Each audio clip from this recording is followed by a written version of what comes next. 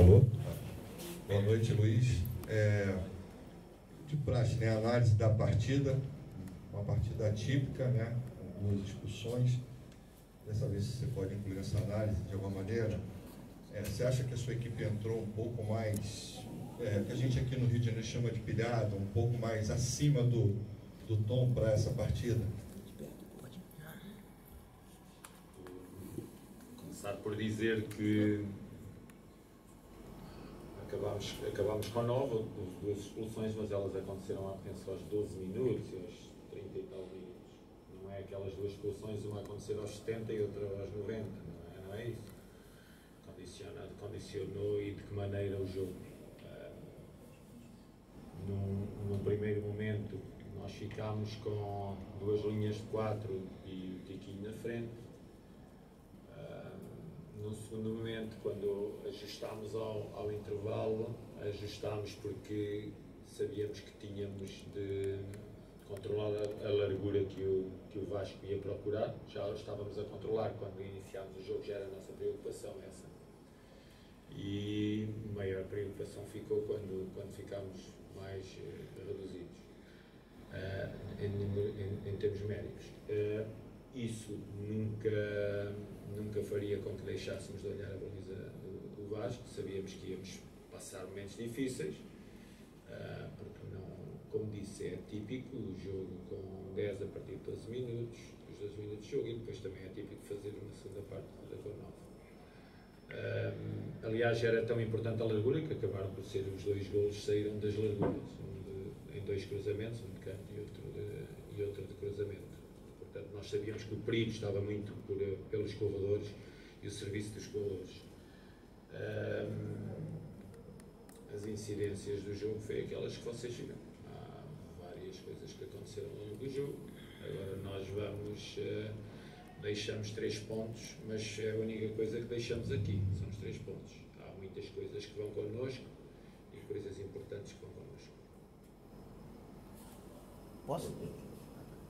Boa noite, Luiz. Boa noite. Qual é o sentimento que o senhor sai daqui depois dessa partida, jogando com 2 a menos depois de todo um tempo? E sei que é uma questão fora de campo, mas acho que é importante perguntar. O clube também já atualizou, mas acho importante, vindo do senhor, falar sobre o que o Felipe Sampaio teve ali em campo. Foi um gesto muito legal, a torcida inteira aplaudindo. Então acho importante dizer isso, porque é uma questão, acho que vai além do futebol. E sobre como que o senhor sai desse jogo, o que o senhor está sentindo depois desse jogo? As emoções geram sempre sentimentos, por isso é que o futebol é tão apaixonante, porque se vivem muitas emoções dentro dele e depois nós manifestamos ou não os sentimentos que temos dentro de nós. É um sentimento de desilusão por não atingir o objetivo principal do jogo, que era ganhar. Esse foi sempre o nosso objetivo, a partir do momento que o lançámos. Também desiludido com uma outra situação que aconteceu dentro do jogo, em que as 3 equipas estiveram presentes em momentos maus das 3 equipas. O Sampaio teve uma perda momentânea, segundo eu sei de memória, está hospitalizado, neste momento sente-se normal, mas vai ficar sem eu ser médico e sem eu poder desenvolver muitas coisas e não quero passar qualquer informação errada, daí vou ser o mais curto possível nas minhas palavras. Penso que poderá estar em observação durante as próximas 24 horas, e se for necessário mais tempo. Mas é um elemento que nós pensamos recuperar para o grupo muito em breve. Boa noite, professor. Ainda falando a respeito da situação do Felipe Sampaio, né? A gente sabe que é difícil jogar com 2 jogadores a menos, mas eu queria saber se você, assim, eu senti, mas posso ter tido uma impressão errada. O senhor acha também que a equipe do Botafogo ela sentiu um pouco o que aconteceu com o Felipe Sampaio? Os jogadores ficaram assim, abalados emocionalmente, ou só acho que é só impressão minha mesmo? Não, eu acho que as equipas estão prontas para seguir em frente em campos, como eu chamo, entre aspas, de batalha. Nós fomos perdendo unidades ao longo da batalha, mas a equipa demonstrou sempre caráter de trabalhar muito ao longo do jogo. Nós queríamos muito atingir o objetivo que nos trouxe aqui. E mesmo com 10 e mesmo com 9, nós, apesar de termos abdicado alguns jogadores para proteger, como não podia deixar de ser a nossa baliza, porque a partir do momento que ficamos com menos 1, depois com menos 2, é muito difícil defender a baliza, temos que a defender da melhor forma possível e atacar a outra da melhor forma possível. A nossa estratégia foi clara e isso ficou bem, percebeu-se bem ao longo do jogo, mesmo quando nós ficámos com 5+3, que era sair pelos corredores laterais, por um lado com o Hugo e com o Gabriel e pelo outro lado com o Daniel e com o Vítor. Acho que ficou bem evidente, saltando depois pelo meio de Tchê também, no apoio à frente e a linha garantindo os equilíbrios que tinha de dar. Isso, apesar de nós querermos chegar, como ele disse, à baliza do Vasco, nós queríamos muito, pelo menos ter a nossa baliza a zeros para podermos levar pontos e levar a vitória, se possível. Não foi conseguido, o objetivo não atingido. Boa noite, Luiz. Vitor Rockenbach, Sintonia Esportiva.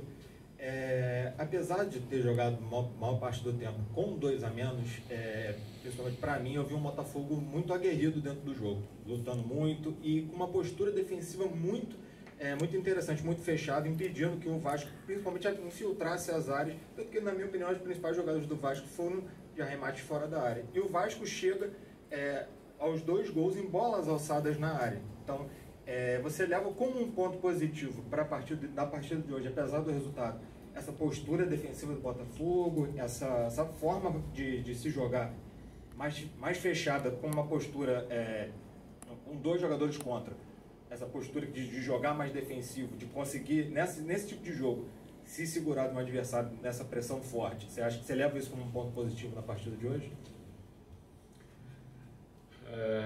A equipa, vocês sabem que, e o jogo foi evidente, os primeiros minutos de jogo, que nós queremos ter uma pressão alta sobre o adversário e nós saltámos muito a pressão à frente. A partir do momento que ficamos com menos um jogador e depois com menos 2, essa pressão à frente deixa de ser possível, porque não há como nós vamos pressionar à frente com menos 2 jogadores. Já é difícil pressionar à frente com 11, então com menos 2 torna-se praticamente impossível. Então a nossa zona de pressão tem que mudar e muda para outra zona do terreno de jogo. E abdicamos da pressão sobre a primeira linha de construção deles, do Vasco, e começamos a atuar em cima da segunda linha e da terceira linha, que é aquela que joga em cima da nossa linha defensiva. Foi isso que fizemos. Nós pressionámos, como eu disse há pouco, nós tínhamos que controlar muito a largura, porque nós sabíamos que era por aí que saía o alimento para o Vasco finalizar. Como eu disse, tanto assim, foi assim que saíram os 2 golos, foi de bola na área para jogo aéreo. E sim, mas dizer que gostei da nossa equipa defensivamente depois de perder 2-0, não consigo dizer, não compreendo. Não teria gostado se não sofresse golos. Ao sofrer golos não posso ter gostado daquilo que nós desempenhamos defensivamente. Agora, que demos tudo de nós e que o futebol com menos 2 fica muito difícil, sim, fica muito difícil. Há muitos poucos jogos no mundo em que as equipas têm sucesso de 9 contra 11. Podemos ir à procura. Durante tanto tempo de jogo é muito, muito difícil. Daí eu ter dito aos meus jogadores que há coisas que ficam aqui, os 3 pontos ficam cá, mas levamos uma equipa. Vamos continuar caminho, vamos continuar naquilo que é a nossa perseguição ao objetivo do estadual, que é estar nas meias finais e chegar à final e ganhar a final. Já o dissemos, não vamos abandonar porque perdemos um jogo e vamos seguir trabalhando. Vamos seguir trabalhando com muita dedicação, muito empenho, que é aquilo que nós colocámos em campo. Colocámos muito, muito, muito empenho, como diz, foi sempre uma equipa muito intensa, mas pronto. Não chega. No futebol temos que ter algo mais, como eu já vos disse várias vezes, ao longo das coletivas nós temos ainda muito caminho para andar e vamos continuar a ter esse caminho. Boa noite, Luiz Castro, João Garcia do Lance. Obviamente é muito difícil, né, você terminar um primeiro tempo com 2 jogadores expulsos, mas eu gostaria de perguntar o que você tentou passar de incentivo para os jogadores no segundo tempo.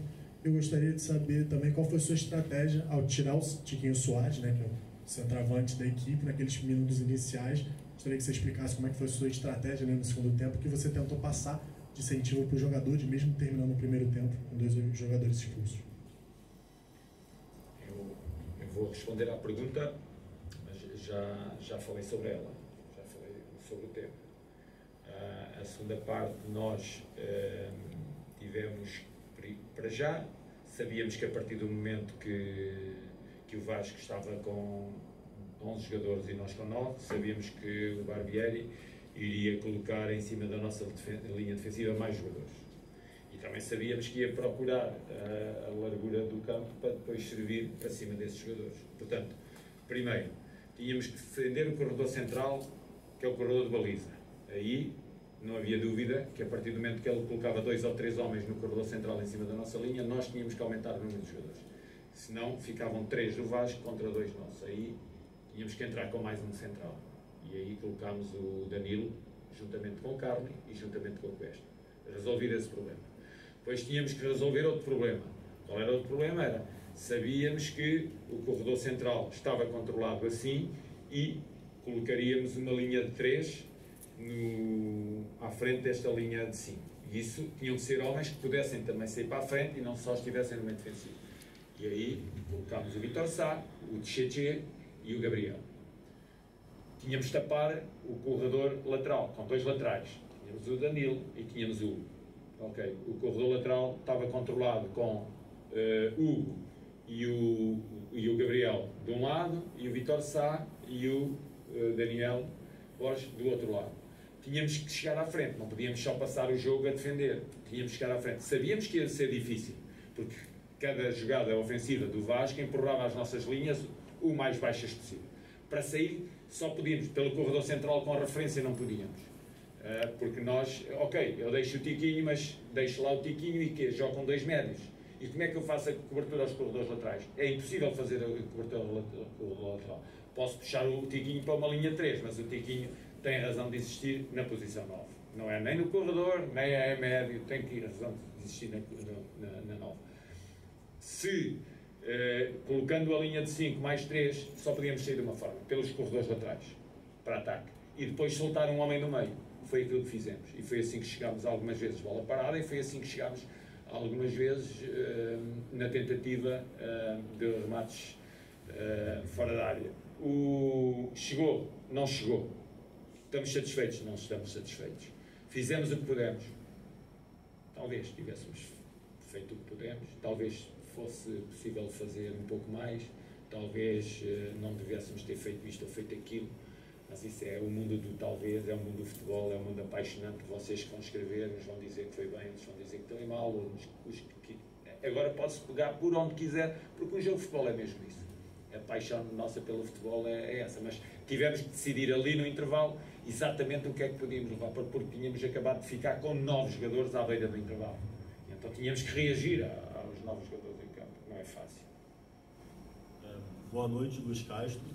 Eu queria perguntar sobre o Joel Carli, que fez a sua estreia na temporada hoje em um momento totalmente atípico, entrou no lugar do Sampaio, que já tinha entrado no lugar do Adielson, e entrou nesse momento também muito complicado, chegou a pegar um pouquinho de 1 a menos, ficou com 2 a menos depois. Eu queria que o senhor falasse um pouco sobre a atuação do jogador nessa partida, né? Um jogador experiente, um jogador que tem essa coisa de jogar num momento emocional complicado, já teve outros momentos assim, então eu queria ouvir um pouquinho de Joel Carli. Falar no jogo de hoje e destacar alguém no jogo de hoje, acho que é uma injustiça da minha parte para com todos os outros. Eles foram tão dedicados ao jogo, eles entregaram-se tanto ao jogo, que eu estar a dizer aqui o que quer que seja de forma mais particular não será honesto e justo para o grupo. Mas o que eu posso dizer sobre isso é que o Carli faz parte do grupo. Entregou-se por completo ao jogo como todos os seus colegas, fez o que devia fazer, lutar até ao limite das suas energias, foi o que ele fez, ele e todos os seus colegas. Infelizmente não saímos 11 jogadores juntos aos 90 e tal minutos de jogo, só saímos 9, porque perdemos 2 ao longo do jogo. Portanto, ele fez parte desse grupo que travou uma batalha digna, uma batalha honesta até o último segundo do jogo. Luiz, como eu disse anteriormente na primeira pergunta, foi um jogo tenso, atípico, com essa questão triste envolvendo o Felipe, mas ao longo do jogo a gente viu você também ali numa discussão, que eu acho que faz parte também do jogo com o técnico do Vasco, com o Barbieri, mas ao final vocês também deram um abraço e foram conversar e falar alguma coisa. Eu queria que você pudesse falar dessa questão. Enquanto a bola está rolando, vale esse confronto, esse enfrentamento, eu diria ali, né, verbal, mas que depois também tem um encontro ali para um parabenizar o outro. Eu queria que você pudesse falar um pouco sobre isso. Sim, ao longo do jogo, com o máximo de respeito por todos, podemos ter discussões. Mas essas discussões, uma discussão não é sinal de desrespeito. Discussão é uma discussão, não estamos de acordo com determinadas coisas, como não estive de acordo com o árbitro e fundamentalmente com o árbitro auxiliar do lado contrário à minha área técnica, e confirmei no fim, não há falta nenhuma do Vítor Sá no lance que dá o primeiro golo do Vasco. Não foi por isso que o Botafogo perdeu. O Botafogo perdeu porque o Vasco teve o domínio do jogo por várias circunstâncias. Não interessa estar aqui a falar o porquê, porque não quê, e discuti com a equipa de arbitragem, fundamentalmente com o auxiliar do outro lado, porque marcou uma falta que o árbitro não viu, porque não existiu, e o árbitro só pode ver o que existiu, e o árbitro não existiu essa falta, e do Vítor Sá, e confirmei nas imagens que não houve falta alguma. E nessa sequência deu 0. Portanto, aí tive uma pequena discussão com a equipa de arbitragem. Assim como tive no fim, porque quando eu falo, eu gosto de olhar nos olhos, e olho nos olhos, e porque não tenho problema com ninguém, mesmo com quem não está de acordo comigo, eu olho sempre nos olhos. E esse elemento não me olhou nos olhos e eu achei que foi uma falta de respeito por mim, e eu não tenho falta de respeito por ninguém, e exigi o olho no olho, que é assim que eu falo com as pessoas.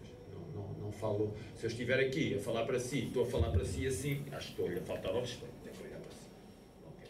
Com o Barbieri, no momento em que ele estava a pedir para o jogo andar mais, e eu percebi que ele estava a pedir para o jogo andar mais, eu só lhe disse que na situação que eu estava com 9 e estava 0-0 na altura ao jogo, que eu não ia pôr a minha equipa a andar mais rápido, porque estava em clara desvantagem em termos numéricos no jogo. Depois tive uma segunda abordagem, porque entendo que uma equipa, que o respeito tem que ser sempre uma palavra de ordem no futebol. E entendi, naquele momento, que o Vasco, a ganhar por 2-0, e com o Botafogo com menos 2 jogadores, que com o Danilo no chão, eu acho que não há necessidade do Vasco avançar sobre a nossa baliza, a jogar contra 8 jogadores, que o resultado é 2-0. E à beira do fim do jogo, só foi isto que se passou, não se passou mais nada, terminou o jogo, terminou a batalha, seguimos em frente e com o máximo respeito por todos. Foi o que se passou. Obrigado, professor. Boa noite.